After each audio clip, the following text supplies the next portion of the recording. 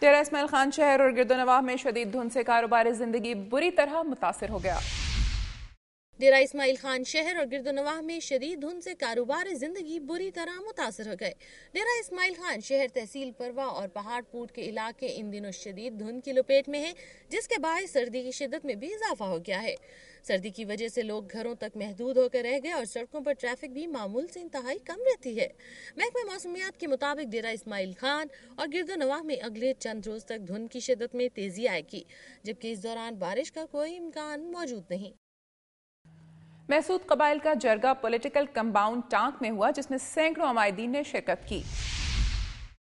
محسود قبائل کے عمائدین نے کہا ہے کہ پولیٹیکل انتظامیہ متاثرین جنوبی وزیرستان کی واپسی کے حوالے سے اپنے وعدوں کو پورا کرے اور آپریشن راہ نجات کے دوران گرفتار افراد کو فوری رہا کیا جائے۔ انہوں نے کہا کہ محسود قبائل میں پرائیویٹ ٹریفک کی آمد و رفت کی اجازت دی جائے، آپریشن راہ نجات کے دوران جانی و مالی نقصانات کا ازالہ کیا جائے اور کمیونل سکولوں کی بندش کا فیصلہ واپس لیا جائے۔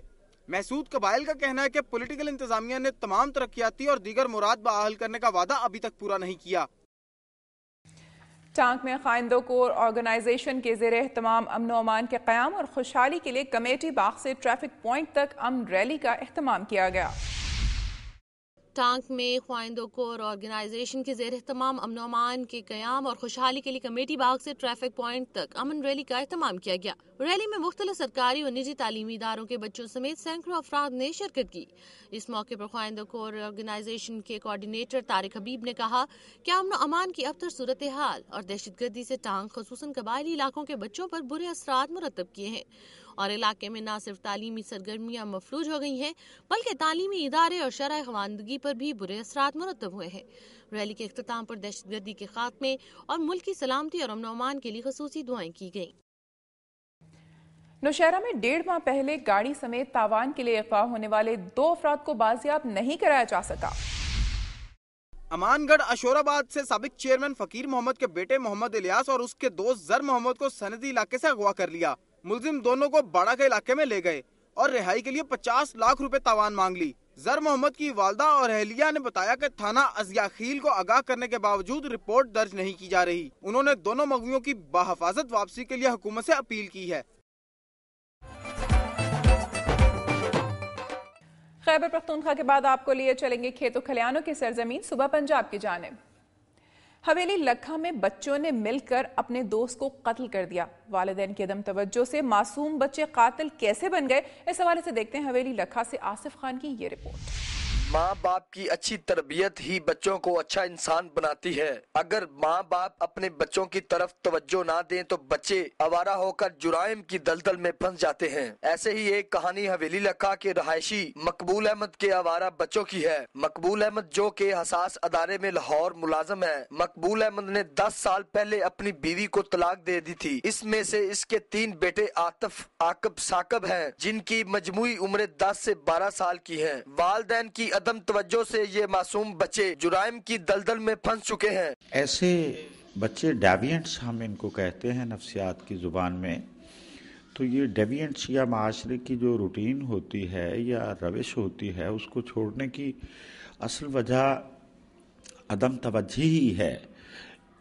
اس عمر میں جب عدم توجہی کا شکار ہوتے ہیں بچے تو ایک طرح سے جرم کی طرف مائل ہونا اور ایسے اعمال کی طرف مائل ہونا ان کا ایک کہہ لیجئے کہ انکانشیس۔ گورنمنٹ الطاف ہائی اسپتال خانپور بہاولپور ڈویژن کا واحد آنکھوں کا سرکاری اسپتال ہے، مگر سہولتوں کا شدید فقدان ہے۔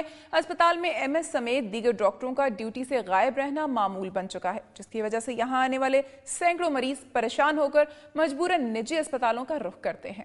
آئیے دیکھتے ہیں۔ گورنمنٹ الطاف آئی ہسپتال خانپور بہاولپور ڈویژن میں آنکھوں کی واحد سرکاری علاج گاہ ہے، لیکن یہاں سہولتوں کے فقدان کی وجہ سے لوگوں کو شدید پریشانی کا سامنا کرنا پڑتا ہے۔ مریضوں کا کہنا ہے کہ ہسپتال میں تعینات ایم ایس سمیت دیگر ڈاکٹروں کا ڈیوٹی سے غائب رہنا معمول بن چکا ہے، جس کی وجہ سے سینکڑوں مریض پریشان ہو کر مجبوراً نجی ہسپتالوں کا رخ کرتے ہیں۔ مریضوں کو یہ شکایت بھی ہے کہ ہسپتال میں موجود اسٹور میں ادویات بھی نہیں ملتی۔ حکام بالا کی عدم توجہی کی وجہ سے آپریشن تھیٹر اور وارڈ انتہائی خستہ حالت میں ہے۔ ہسپتال میں مشینری تو موجود ہے لیکن آئی سرجن تعینات نہیں کیا جا رہا، جبکہ ناک، کان اور گلا کے ڈاکٹروں کو یہاں MS لگا دیا گیا ہے۔ ان کا زیادہ وقت بھی اسپتال کی بجائے اپنے ذاتی کلینک پر گزرتا ہے۔ عوامی و سماجی حلقوں نے آئی سرجن کی تعیناتی اور ڈاکٹروں کی حاضری یقینی بنانے اور خستہ حال عمارت کو مرمت کا مطالبہ کیا ہے۔ حافظ آباد میں سینکڑوں ایکڑ سرکاری اراضی پر ناجائز قبضے چھڑوانے کے لیے کمشنر گجرانوالہ کے حکم پر آپریشن شروع کر دیا گیا ہے۔ آئیے مزید جانتے ہیں۔ قادر آباد بیراج پر عرصہ دراز سے 333 ایکڑ سرکاری اراضی پر پیپلز پارٹی کے MPA کے بھائی نعیم شبیر بھاگٹ سمیت متعدد بااثر افراد سکندر حیات، محمد اشرف، غلام عباس، نصر اللہ، محمد شفیق، محمد رمضان، محمد سجاد، بابر حسین، محمد منظور، محمد منیر وغیرہ نے قبضہ کر کے فش فارمز بنا رکھے تھے، جس سے حکومتی خزانے کو بھی کروڑوں روپے کا نقصان ہو رہا تھا۔ کمشنر گجرانوالہ کے حکم پہ ریونیو افسروں اور پولیس کی بھاری نفری نے قادر آباد بیراج پر پہنچ کر سرکاری اراضی واگزار کروانے کے لیے آپریشن شروع کر دیا ہے۔ چنیوٹ کے نواحی گاؤں رجوع سادات میں کیمیکل فیکٹری نے زہریلی گیس چھوڑ دی، جس کی وجہ سے 150 ایکڑ سے زائد رقبے کی فصل جل کر خاکستر ہو گئی۔ متعدد مویشی بے ہوش ہو گئے، لوگ جلدی بیماری اور آنکھوں کی سوزش کا شکار ہو گئے ہیں۔ آئیے مزید جانتے ہیں۔ چنیوٹ کے نواحی گاؤں رجوع سادات کے مکینوں نے حکومت سے مطالبہ کیا ہے کہ اس علاقے میں قائم غیر قانونی کیمیکل فیکٹری کو کسی دوسرے مقام پر منتقل کیا جائے۔ رجوع سادات کے مکینوں کے مطابق علاقہ میں غیر قانونی طور پر قائم کی گئی کیمیکل فیکٹری کی طرف سے زہریلی گیس چھوڑنے سے 150 ایکڑ رقبہ بڑکھری، مٹر، آلو اور گندم کی فصل جل کر خاکستر ہو گئی، جبکہ متعدد مویشی بے ہوش ہو گئے۔ ان کا کہنا تھا کہ زہریلی گیس سے لوگوں میں جلد اور آنکھوں کی بیماریاں پیدا ہو رہی ہیں۔ کسانوں نے وزیر اعلیٰ پنجاب سے مطالبہ کیا ہے کہ اس غیر قانونی فیکٹری کو علاقے سے کسی اور جگہ منتقل کیا جائے۔ ای ڈی او زراعت شاہد علی نے فصلوں کی تباہی کی تصدیق کر دی ہے، جبکہ ڈسٹرکٹ آفیسر ماحولیات کے مطابق فیکٹری کے پاس اجازت نامہ نہیں ہے۔ دوسری طرف مل مالک کا موقف ہے کہ اسے سیاسی سرپرستی حاصل ہے اور کوئی اس کا کچھ نہیں بگاڑ سکتا۔